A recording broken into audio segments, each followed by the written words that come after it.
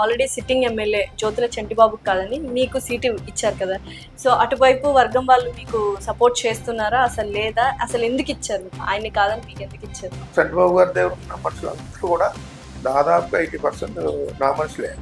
అంటే మిత్ర పార్టీలో ఉండవు. మా పెద్దాపురం సీట్ ఇచ్చారు, ఆయన జగన్పేట ఇచ్చారు.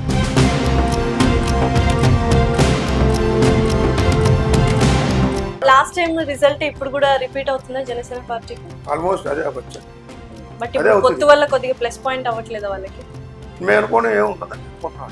వాళ్ళు అనుకుంటున్నారు కానీ ఏముండదు. ఫ్యాన్స్ వాళ్ళు ఓట్లు వేయాలి, ఫ్యాన్స్ వేయాలనుకుంటే చిరంజీవి గారు ఈ రాష్ట్ర ముఖ్యమంత్రి.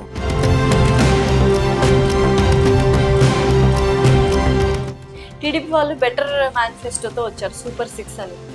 తెలంగాణలో ఎలాగైతే 6 గ్యారెంటీలతో వచ్చి గెలిచి చూపించారో అలా సూపర్ 6తో వచ్చి సక్సెస్ సాధిస్తాను అంటున్నారు. ఎంతవరకు కరెక్ట్ అంటారు?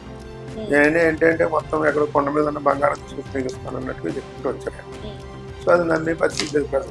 కానీ జగన్మోహన్ రెడ్డి గారు ఏదైతే ఇప్పుడు ఈ రోజు మేనిఫెస్టో విడుదల చేస్తారో, సో అది చేసే మేనిఫెస్టో తెలుగుదేశం మేనిఫెస్టో కాదు కదా, బీజేపీ మేనిఫెస్టో అన్నీ కూడా గాల్లో పోతాయి, పటాపంచలేకపోతాయి.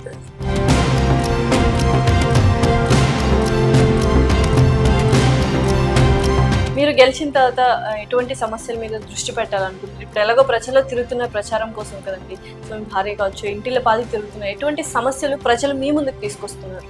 మామూలు ప్రజలకి ఇండివిజువల్ బెనిఫిట్స్ ఏదైతే ఇస్తున్నారు, వెల్ఫేర్ స్కీమ్స్ ఏదైతే ఉన్నాయో దాని పరంగా మాకు ఒక కంప్లైంట్ కూడా లేదు. ఈ 5 సంవత్సరాల్లోని వీళ్ళు గ్యాప్ పెట్టినటువంటి కొన్ని పనులు